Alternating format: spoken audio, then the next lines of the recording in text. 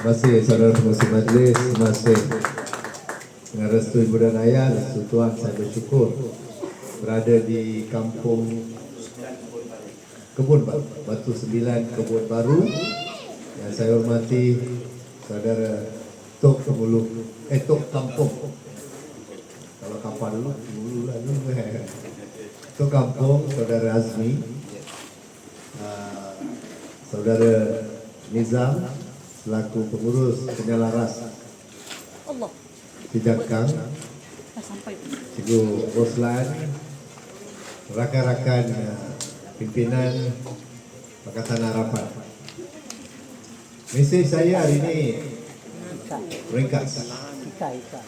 Banyak yang saya telah war-warkan, banyak yang saya telah bincang, banyak yang saya telah bawa ke hadapan untuk rakan-rakan memetik dan berlari dengan momentum yang lebih kuat.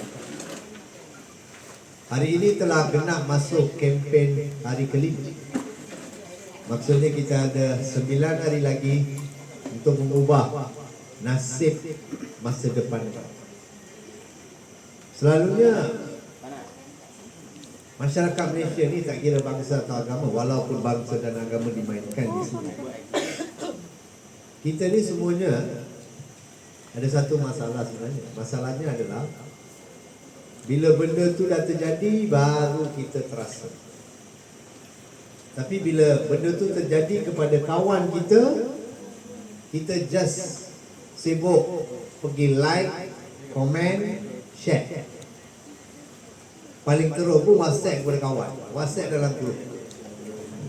Saya rasa benda macam ini perlu diberi perhatian. Mengapa ia perlu diberi perhatian? Saya ingin tekankan di sini, jika kita berhasrat untuk selamatkan negara kita, negara kita dalam keadaan yang parah. Negara kita dalam keadaan yang parah. Ambil saja apa-apa isu, kos sara hidup. Kos sara hidup yang terlalu tinggi. Mana ada negara yang tak dapat barangan asas. Ada kala tak dapat telur, ada kala tak dapat minyak, ada kala tak dapat ayam. Yang duduk kat depan ni Tok Kampung.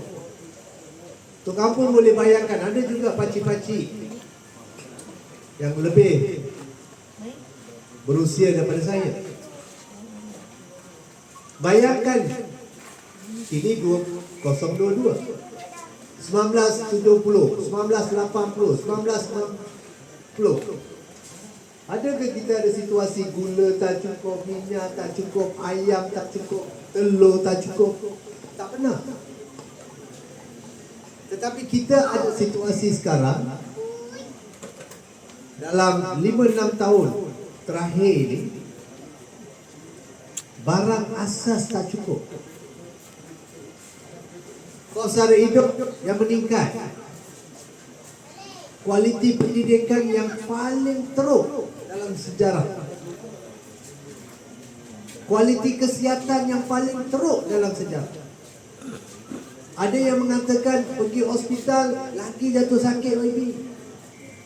Saya dah sakit, pergi hospital lagi jatuh sakit. Sakit saya jadi teruk. Mata wang merudum. Kualiti kehidupan merudum. Sebagai seorang suami ada yang bekerja lebih, perlu 2 pekerjaan untuk menampung keluarga. Wanita kena jaga rumah, juga kena jaga anak. Waktu yang sama kena buat kerja sampingan. Jadi kita ada dalam situasi negara ini adalah dalam keadaan yang parah. Negara ini perlu diselamatkan. Jadi kita datang kepada watak-watak yang mampu menyelamatkan negara. Tadi saya santai dengan anak muda. Saya bagi tahu mereka bahawa apa yang berlaku sekian lama adalah hikmah daripada Tuhan. Apa hikmahnya? Bermula daripada langkah Sheraton, tukar Perdana Menteri,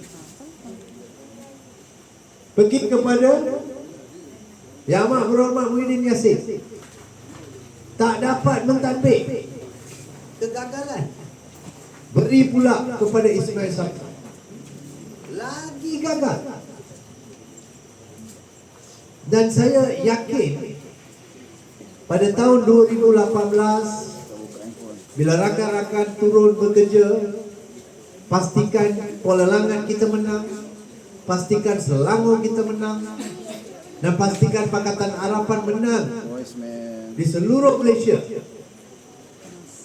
Tak ada seorang pun yang terfikir bahawa Ismail Sabri akan jadi Perdana Menteri Malaysia.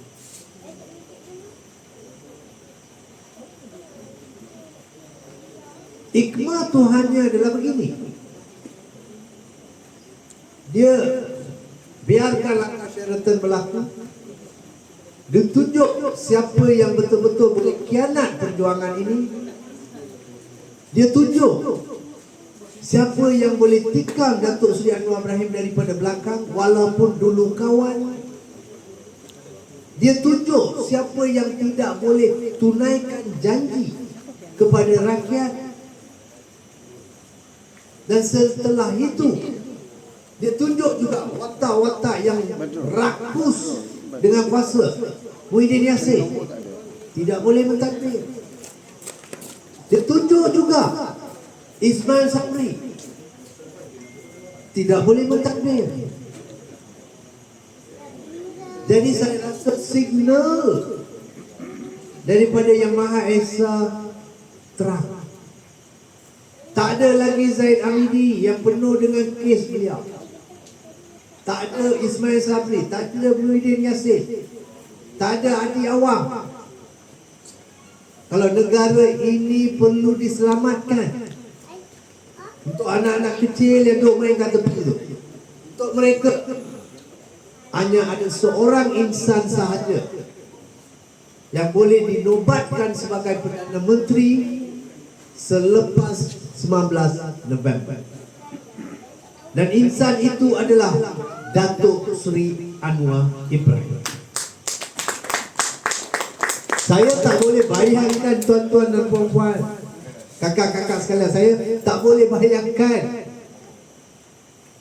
sekiranya selepas 19 November ada orang lain yang angkat sumpah menjadi Perdana Menteri Malaysia. Mungkin makan pun tak ada pun, tidur pun mata tak lega pun, sebab tak boleh terima. Saya memang tak terfikir dan tak boleh terima Muhyiddin sampai hari ini. Saya tak boleh fikir dan terima Ismail Sabri sehingga hari ini. Saya ingat lagi dalam satu perdebatan parlimen, bagaimana saya menyoal Ismail Sabri sehingga dia keluar daripada parlimen. Dia maklum pada saya, jangan letek sangat. Maaf, mungkin beliau adalah seorang ahli parlimen, saya terima. Mungkin beliau adalah seorang menteri, saya boleh terima. Tetapi kapasiti dan kewibawaan seorang Perdana Menteri, yang itu minta maaf, saya tak boleh terima. Dan saya rasa ramai rakyat Malaysia, Melayu ke, India ke, Cina ke, dia tak boleh terima watak-watak ni sebagai Perdana Menteri Malaysia. Dan watak yang saya rasa rata-ratanya semua setuju, rata-ratanya semua terima, rata-ratanya semua rasa puas hati sekiranya jawatan Perdana Menteri ini dinobatkan kepada Datuk Seri Anwar Ibrahim. Tuan-tuan dan puan-puan sekalian, Datuk Seri Anwar Ibrahim ini begini. Saya ada maklum di beberapa ceramah sebelum ni. Dia orang kelaparan. Dia orang kelaparan, laparnya bukan untuk nak guna kuasa, nak buat duit, nak jadi kaya. Tidak. Lapar dia tu adalah untuk mentadbir dan membawa polisi dan dasar beliau supaya rakyat boleh melihat sendiri perbezaan dan kepelbagaian dasar beliau. Ini seorang orang yang lapar, orang yang kebuluran, tak ada duit, tak ada peluang untuk makan, 3-4 hari kebuluran. Tiba-tiba ada orang masak macam kat belakang tu, hidangkan depan mata. Bayangkan orang yang tak makan 3-4 hari dapat makanan depan mata. Dia rasa nak makan, tiba-tiba ada orang datang ambil makanan itu dan gerak daripada sana. Ni kalau beritahu anak-anak muda mungkin dia tak faham. Kalau pernah kelaparan, kalau pernah kebuluran dalam hidup kamu, kamu akan rasa betapa syukurnya bila ada orang letak makanan di hadapan mata kamu. Saya daripada keluarga yang miskin. Ayah saya hanya seorang pengawal keselamatan, kini mendiang. Ibu saya dari dulu sampai sekarang suri rumah. Saya membina kehidupan saya dan keluarga saya sedikit demi sedikit secara jujur dan ikhlas. Saya jadi 5 tahun ahli parlimen. Tak pernah pun saya ambil duit rakyat. Tak pernah pun saya ada komisen dan sebagainya. Tak pernah saya main projek dan sebagainya. Sebab itulah bila berlaku pengkhianatan di Kuala Langat, Presiden Datuk Seri Anwar Ibrahim dan Timbalan Presiden Keadilan Saudara Rafizi Ramli mengatakan bahawa kamulah yang patut pergi ke Kuala Langat. Kerana mandat rakyat perlu dikembalikan. Masyarakat tak boleh ragu. Bila dia pengundi nak mengundi nanti, dia tak boleh ada rasa cuak. Dia kena yakin. Yakinnya apa? Yakin dengan kepimpinan, yakin dengan keputusan yang telah dibuat oleh Datuk Seri Anwar Ibrahim dan Saudara Rafizi Ramli. Yakin bahawa orang ini boleh bekerja. Yakin bahawa orang ini taat kepada perjuangan. Yakin bahawa tak kira bangsa dan agama, orang itu boleh memimpin. Itulah tanggungjawab yang saya pikul di hadapan saudara-saudari sekalian. Berat tanggungjawab ini.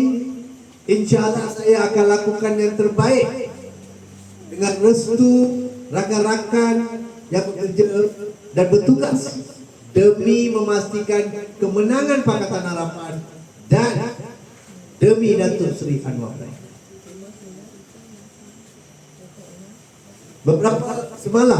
Semalam saya telah luncurkan tawaran harapan Kuala Langat. Ada 6 tawaran. Yang pertama adalah berkenaan dengan hospital dan klinik kesihatan. Kedua adalah berkenaan dengan kesesakan lalu lintas. Ketiga adalah berkenaan dengan banjir. Keempat adalah berkenaan dengan suasana belajar dan mengajar. Kelima adalah kelab khas wanita Kuala Langat untuk membela kelab Kasihi, kelab Kasihi Kuala Langat. Wanita Kuala Langat. Oh, wanita marah. Kelab Kasihi wanita Kuala Langat yang akan bekerja 24 jam 7 hari untuk membela, membantu, membangunkan kaum wanita di Kuala Langat. Air sekali itu anak muda. Yang keenam, anak muda. Pembinaan sebuah mini stadium kompleks mini stadium dan trek lumba motosikal. Ada yang tegur saya, buat apa melalui Facebook. Ada seorang rakan yang tegur saya, rakan daripada Kuala Langat. Dia tegur saya, dia kata, mengapa YB nak buat trek motosikal? Dan ini jawapan saya, kita bukan sekadar nak buat trek motosikal, kita nak latih mereka. Kita nak pastikan mereka tahu cara-cara teknik-teknik yang betul, supaya kita membina pakar-pakar motosikal yang boleh bertanding di peringkat kebangsaan maupun antarabangsa. Saya nampak banyak budak-budak kampung yang main motor. Ada yang kadang-kadang depan kereta saya boleh cilok-cilok lagi. Hebat tuan. Kalau ada bakat begitu, janganlah biarkan mereka di jalan raya biasa. Pupuk mereka dengan semangat yang betul, bagi mereka latihan yang cukup, bekalkan mereka dengan dana yang sebaik mungkin. Dan saya dimaklumkan bahawa ada pelumba-pelumba motosikal kelahiran Kuala Langat.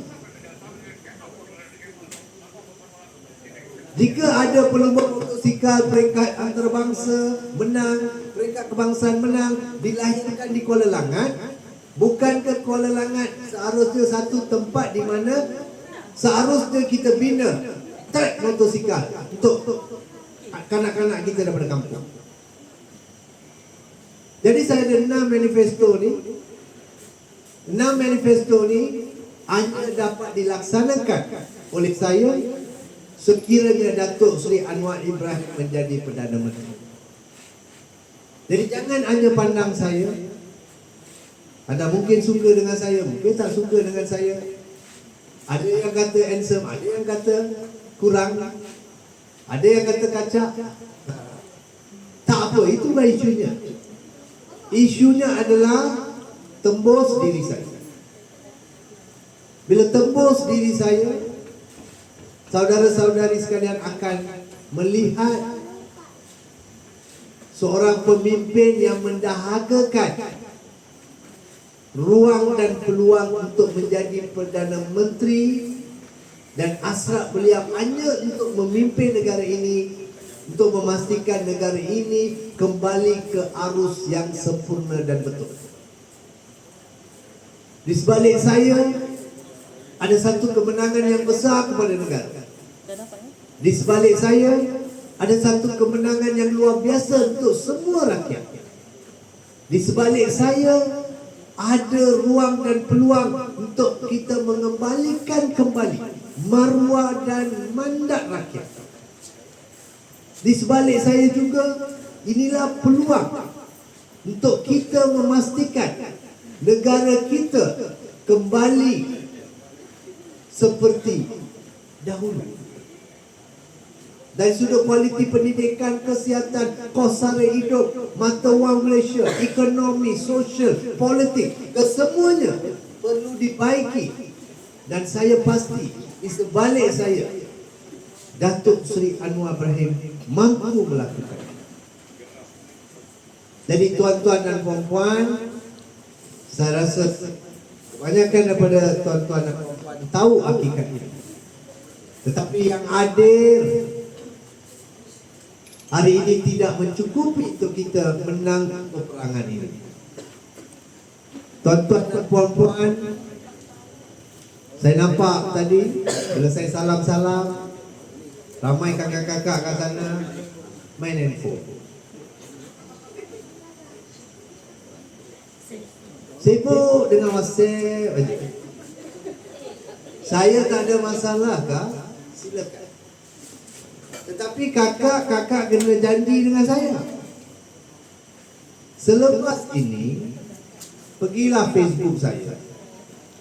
Facebook saya adalah nama saya.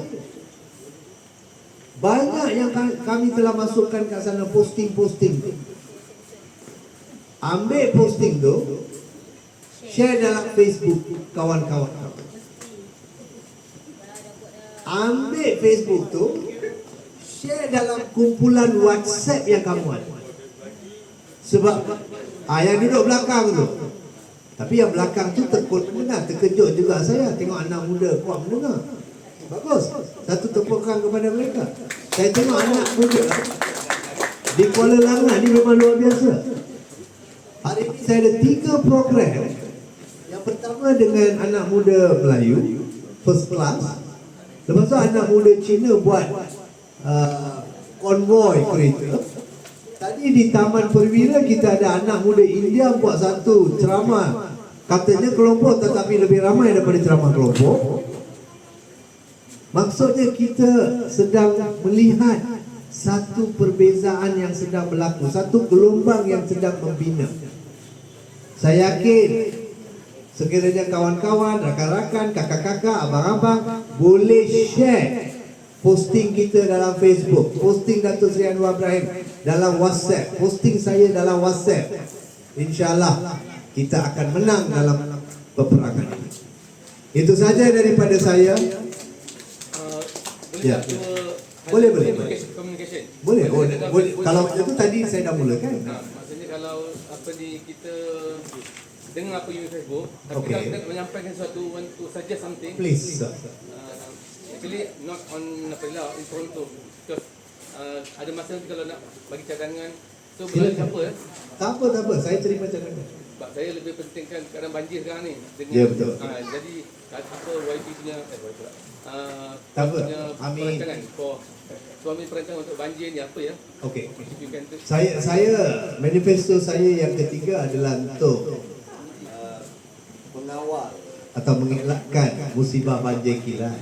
Memang ada dalam manifesto saya.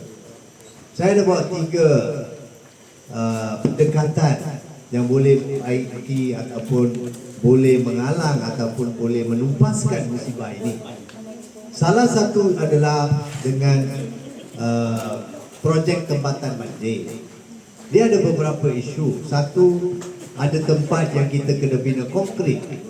Ada tempat kita kena gali sungai mendalam. Ada tempat kita kena buat kunci air. Jadi kita kena tengok mana datangnya isu-isu ini secara menyeluruh. Kita ada beberapa tempat yang kita kenal pasti sebagai zon-zon yang boleh berlaku banjir. Itu satu. Yang kedua adalah kerjasama dengan kerajaan negeri dan juga melalui kerajaan persekutuan, kita kena mengatasi sistem perparetan. Kita perlu selaraskan, dan bukan selaraskan sini dan biarkan yang sebelah kanan. Tak boleh. Kita kena pandang daripada atas macam drone. Kita kena tengok seluruh Kuala Langat dan macam mana kita nak pastikan dalam masa 5 tahun atau 10 tahun kita ada sistem perparetan yang terbaik. Yang ketiga adalah sistem amaran. Kita masih lagi kena guna sistem yang lama-lama kita maklum ataupun kita dengar daripada jiran dan sebagainya. Kita dah kena guna digital dah. Mungkin ada WhatsApp yang sampai kepada kita. Mungkin ada SMS yang notified kepada kita bahawa dalam masa 2 jam akan berlakunya banjir. Kita kena buat sesuatu.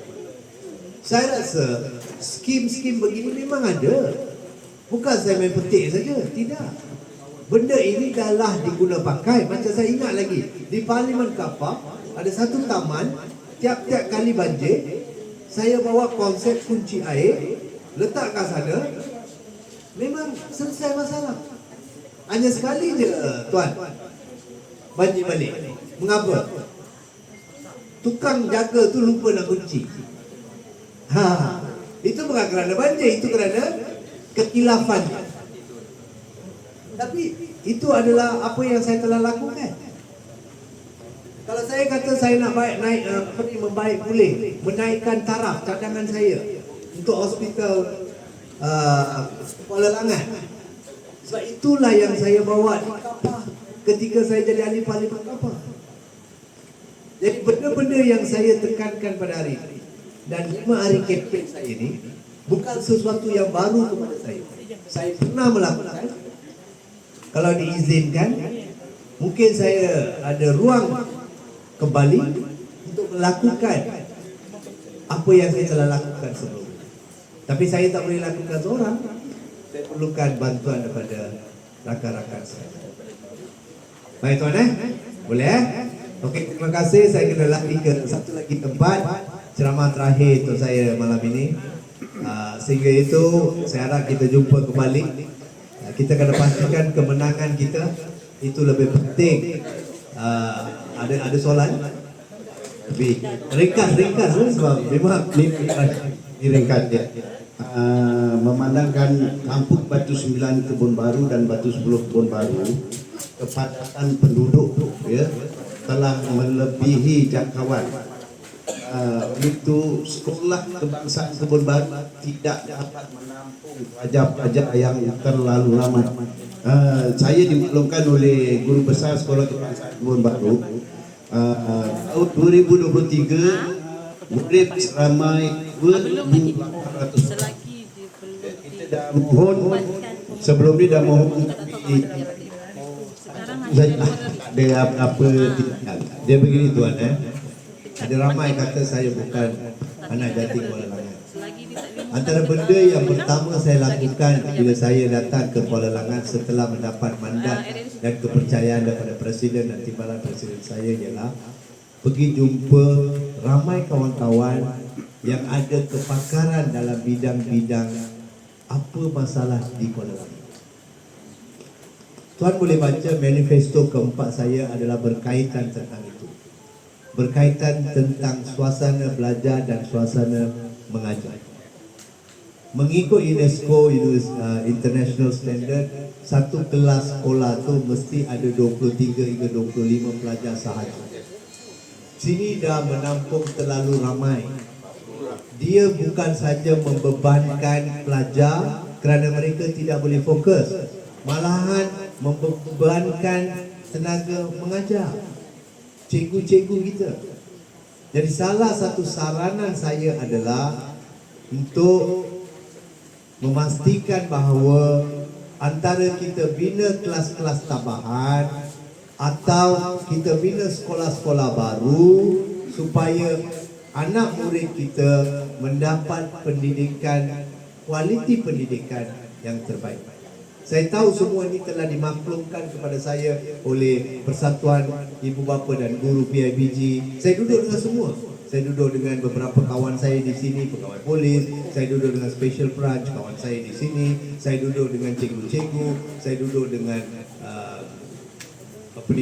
jawatan kuasa masjid. Saya duduk dengan jawatan kuasa kuil. Banyak lagi rakan-rakan yang saya duduk, saya bincang untuk saya dapat ilmu supaya saya dinasihati dan diberi pandangan bagaimana saya boleh memimpin di Kuala Langat. Jadi saya ada sedikit bekalan dan daripada bekalan itulah 6 manifesto saya telah diluncurkan semalam. Saya minta maaf saya kena berhenti kat sini. Ada a few questions, sir. No, I don't think so. Yeah. I'm extremely sorry. Just a quick one, yeah. I'm Wahab here, well known as Pak Su Wahab. I would like to comment on your manifesto on the motor track. Yeah. So that is a millions project, but I don't think that will be Possible. Yeah. Okay. And then I would like to comment on hospital. Yeah? Hospital need to be upgraded. Hospital Banting. Yeah. So you do agree with me? Yeah. And then I agree. Thank you. And then about the klinik kerajaan. Klinik kerajaan, I don't think so for this Kuala Langat because reason why after lunch selalunya saya pergi tengok. Pagi memang queue, tapi after lunch kosong. So klinik kerajaan tak perlu, memang dah banyak. Okay. Then I would like to bagi tahu saya ni seorang aktivis masyarakat, volunteers, which setiap bulan kita dibagi buat donation untuk B40 ya, fakir miskin. Tak kira apa research ya. Yang saya selalu jumpa Azmi memang selalu ikut program saya. Kita bagi makanan percuma setiap bulan since saya move kat sini 4 years ago ya. Kita tak pernah fail every month. Kita ada registered asnaf untuk sejangkang dengan Kebun Baru lebih kurang 1000 families. Alright. So terlalu ramai ya. Jadi apa my comment what we going to do with this, yeah. So I would like to propose and hope you take note on this, untuk buka peluang pekerjaan untuk B40, ya, bermakna single parents ataupun single families yang boleh husband dan wife pergi kerja. Kebanyakannya yang I tengok, husband bekerja, wife tak bekerja, sedangkan diorang ni boleh dua-dua bekerja. So my proposal untuk buat transit house untuk diorang punya children. Reason because dia kata tak boleh, anak-anak ibu tak boleh bekerja pasal jaga anak. So kalau both parent, husband and wife boleh bekerja, anak dia nak kena letak dekat satu tempat, mana open up more transit transit house for the children, Okay. and free, so that economy for this family will be raised up, yeah.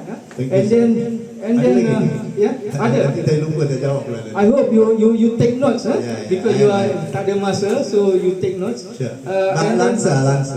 yeah, and then kalau tengok industri dekat sini, mostly kebanyakannya more than 50% kilang ataupun kedai-kedai hardware ke, even apa ni pasaraya segi apa tu Econ Safe, mostly foreign workers. Ini kalau dikurangkan foreign workers dengan untuk industri kilang sama supermarket ni, peluang pekerjaan untuk local people. So this how kita nak raise up dia punya ekonomi, ya. Itu kemudian another itu short term untuk masyarakat sini, ya. Masyarakat kita mana kita pandang makro, kita minta Anwar sama Rafizi naik, but micro responsibility on you. Kalau you menang lah, ya. And then for long term, mostly after SPM, budak-budak ni, anak-anak muda kita semua nak kerja kilang, ya. Kurang yang nak pergi masuk universiti. Kalau ada yang universiti tu tak mampu. Last week ada 2 orang di Jenjarum, anak dia dua-dua masuk universiti. Satu di Unimas, satu di UiTM. Duit tak ada. So kita terpaksa bantu untuk dia pelajaran. Tapi monthly ada yang kita bantu, every month kita bantu anak B40, kita bantu 500 sebulan. Pasal budak-budak di universiti kena makan di luar. So kalau parent tak ada, pasal saya pernah jumpa satu family, dia masak anak dia di UiTM, dia masak seminggu untuk anak dia, untuk makan. Jadi saya kata ni tak boleh lah, every week dia kena hantar. Kita bantu dia 500. Ada juga yang kita bantu notebook, ya. Jadi pada my suggestion, why don't kita buat apa ni, kelas tuition free, supaya budak-budak kebanyakannya yang sini flop SPM, ya, yang cuma segelintir je yang boleh masuk universiti, yang lain semua cari kerja kilang, kerja di kilang perabot, kerja warung, pasal SPM tak ada, ya. SPM dah hancur sebab diorang parent tak mampu nak pergi hantar diorang tuition. Jadi kalau kita boleh build dengan buka pusat-pusat tuition free, at least long term kita boleh naikkan anak-anak ni pergi untuk pelajaran yang bagus, boleh masuk universiti, ya. Okay, Itu I'll comment in a very short okay, time period yang ada. Okay. Manifesto ataupun tawaran Pakatan Harapan ini kena faham. Dia ada 2 tawaran. Satu adalah tawaran secara majmuk untuk seluruh Malaysia. Yang saya ada 6 tu adalah hanya untuk Kuala Lumpur. Yang dibangkitkan tadi tentang transit, di mana wanita perlu bekerja, berkenaan dengan kilang-kilang kita nak bangunkan dengan sektor-sektor lain. Yang itu, dan yang ketiga adalah pendidikan, kita kena perlu bantu B40 dan sebagainya. Itu lebih kepada manifesto yang kami ada dalam bentuk meluas di Malaysia. Memang peluang pekerjaan dah cover, mengurangkan tenaga pekerja asing dan menambahkan skill pekerja-pekerja tempatan melalui TVET, vocational, memartabatkan mereka. Macam sekiranya mereka tak berminat nak pergi sekolah, tuition saja bukan satu-satunya solusi. TVET dan vocational pun adalah solusi sampingan. Jadi kita kena tengok apa yang sesuai dengan kawasan ini. Seharusnya saya duduk dengan abang-abang sekalian, tuan-tuan sekalian, puan-puan sekalian, bincang dan kita kena datang apa yang paling sesuai di kawasan ini. Yang itu kita boleh syorkan selepas 19 November nanti, tak ada masalah. Berkenaan dengan klinik kesihatan, mengapa nak naik taraf? Dia begini tuan, kalau klinik kesihatan kita perlu dinaik taraf adalah bermaksud bukan kita nak bina baru. Apa yang ada sekarang, taraf dia perlu dinaikkan.